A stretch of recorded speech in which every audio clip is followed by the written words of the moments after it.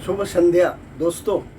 मैं आपका दोस्त, आपका हमसफ़र and your career guide Pravir Kundu आज आपके पास फिर एक नए वीडियो के साथ, एक बहुत ही रोचक कहानी के साथ, एक बहुत ही इंटरेस्टिंग कहानी के साथ which is going to give us a great moral in all of ours life. ठीक है, चलिए सुनते हैं। See, I am a man from pharmaceutical industry और मैंने अपनी ज़िंदगी के 35 साल फार्मास्यूटिकल इंडस्ट्री में आई हैव पास्ड।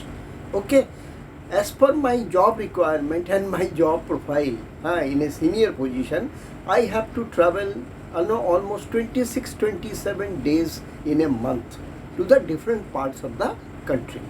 घूमना पड़ता था जॉब प्रोफाइल के लिए। मेरा काम ही ऐसा था, बिकॉज फील्ड फोर्स था, उसको संभालने के लिए, काम देखने के लिए, उनको हेल्प करने के लिए मुझे इंडिया के भी अलग अलग जगहों में जाना पड़ता था। ठीक है ना।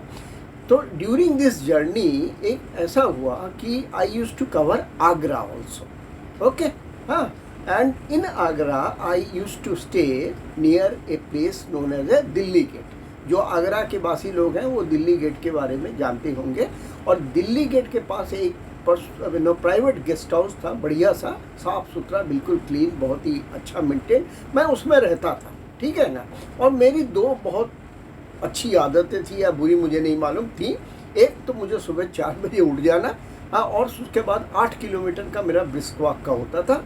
और उसके बाद दूसरा आदत था, मेरे को चाय पीने का भाई बड़ा शौक था। ठीक है ना। हाँ, मैं जहाँ भी जाता था पहला काम ये करता था कि चाय का दुकान बढ़िया नियरेस्ट कौन सा है, बढ़िया से बढ़िया, वो मैं खोज निकालता था और उनसे दोस्ती भी कर लेता था, ताकि बढ़िया चाय हमेशा पीने के लिए मिले।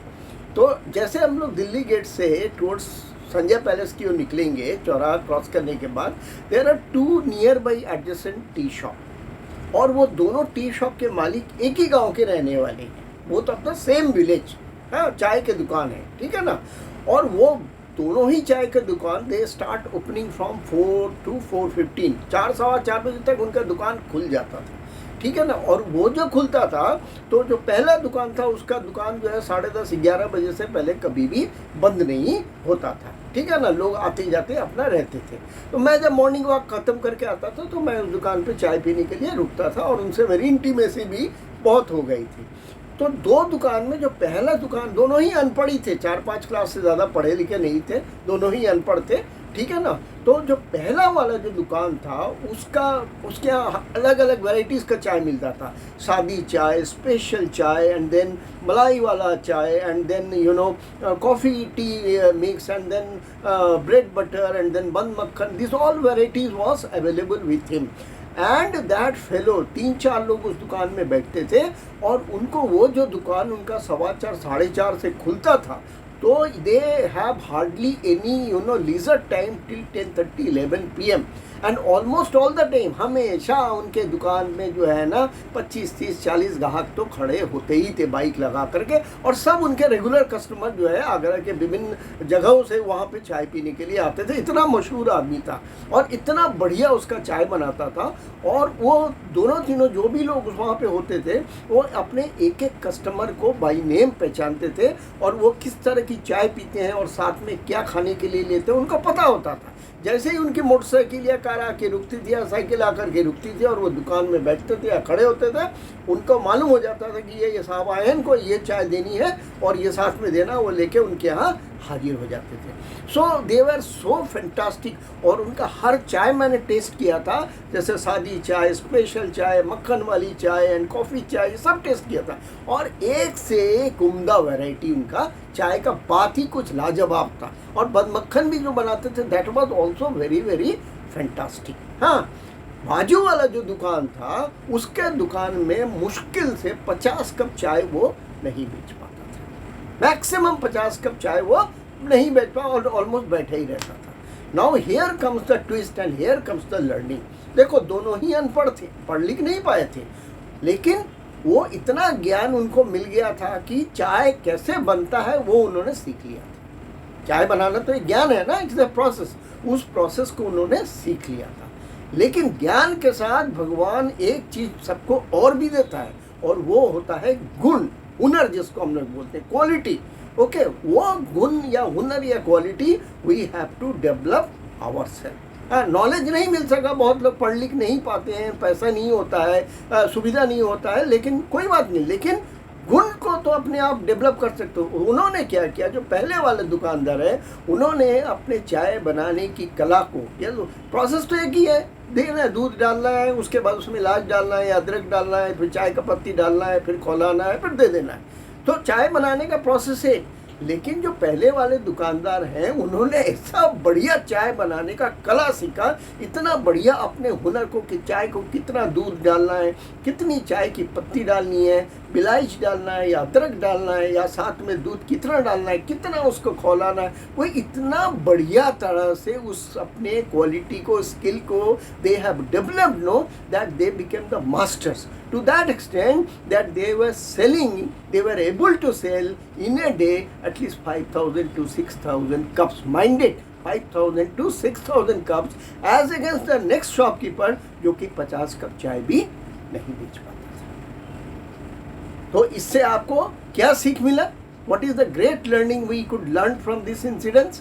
कि नॉलेज हो सकता है कि सबका बराबर नहीं हो पाए, specifically in a country like India, जहाँ पे जो गरीबों का देश है, मेडिकोर लोगों का देश है, हाँ, जहाँ पे 10% ही ऐसे लोग हैं जो कि लग्जरी लाइफ को लीड कर सकते हैं, बड़े बड़े स्कूल्स में पढ़ सकते हैं, बड़े बड़े कोचिंग मास्टर सपोर्ट कर सकते हैं, बड़े बड़े सर्टिफिकेशन ला सकते हैं, ठीक है ना, अपना नॉलेज डेवलप। लेकिन एवरेज लोग नहीं कर पाते, वो ट्यूशन होल्ड नहीं कर सकते, वो अच्छी अच्छी किताबें नहीं पढ़ सकते, वो कोचिंग क्लासेस अटेंड नहीं कर सकते, तो they remain Medicore in their academic background. लेकिन इसमें आपको मायूस होने का दरकार नहीं है, ये सोचने का दरकार नहीं है कि मेरा तो एकेडमिक बैकग्राउंड इतना पुअर है तो मैं कैसे ज़िंदगी में आगे बढ़ पाऊंगा, और ये लोग तो इतना बड़ा बड़ा एकेडमिक बैकग्राउंड किया है। Not a matter of concern. क्यों? अपने अंदर का जो दूसरा क्वालिटी भगवान ने आपको दिया है, उस क्वालिटी को आप डेवलप करिए, अपने गुण को डेवलप करिए, अपने हुनर को डेवलप करिए, अपने स्किल्स को डेवलप करिए। और जो पहला चाय वाला जो उन्होंने किया कि कहाँ वो सिर्फ चाय बेचकर he is leading a luxury life without any academic background. एक मैं आपको और बढ़िया उदाहरण देता हूँ। पेले का नाम सुना है, जो वर्ल्ड का टॉप सॉकर फुटबॉलर है।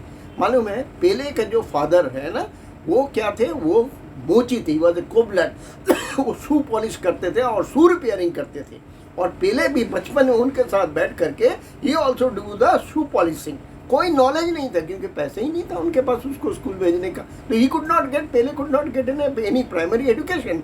But all of a sudden वो मैदान में जाते जाते इसी फुटबॉल को पैर में देखते दुखते करते करते कुछ ही बड़ी अच्छे कोच ने उनके स्किल को पहचान करके उसको निखारा। और उन्होंने भी बहुत मेहनत किया, अपने जो अंदर का जो गुण है, भगवान ने ज्ञान उनको नहीं दिया, कोई बात नहीं, लेकिन उससे वो मायूस नहीं हुए, उससे वो अफसोस नहीं किए, ठीक है ना, उससे वो डिप्रेशन में नहीं गए, फ्रस्ट्रेशन में नहीं गए। उन्होंने अपने अंदर का जो दूसरा क्वालिटी था गुण वाला, उसको निखारा, इतना निखारा दैट वो वर्ल्ड के number 1 soccer player, football player बन गए और one of the richest man of the Brazil. तो देखिए, अगर आपके पास ज्ञान की कमी है या अगर आप एवरेज मेडिकोर स्टूडेंट हैं, तो आपको बिल्कुल भी घबराने का ज़रूरत नहीं है, बिल्कुल भी मायूस होने का ज़रूरत नहीं है, ठीक है ना। अपने सर पे जो है ना कफन बांध लीजिए, चिंता मत करिए। कबीर दास ने बोला है, चिंता से चतुराई घटे, दुख से घटे शरीर, पाप से पुण्य घटे, कह गए दास कबीर। तो चिंता मत करिए,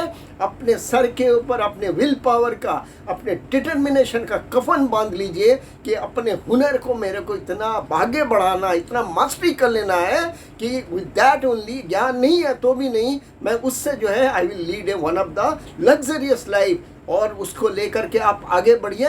और मैं आपको कॉन्फिडेंसली बोलता हूँ कि जीत जो है वो आपके संग है। मैं एक साधारण आदमी था, मैंने एक मेडिकल रिप्रेजेंटेटिव की नौकरी शुरू की 500 रुपये महीने से, और अपने हार्डवर्क से, अपने लगन से, अपने मेहनत से, ईमानदारी से I rose to the rank of the general manager sales and marketing of a reputated pharmaceutical company. तो अगर इंसान के अंदर हुनर है, इंसान के अंदर प्रतिभा है, इंसान के अंदर क्वालिटी है और आप उसको निखार सकते हैं, तो you can also lead one of the best and the luxurious life irrespective of your academic background. So मायूस मत होइए, ठीक है ना, और लग जाइए अपने स्किल्स को निखारने में। Okay, all the best to all of you.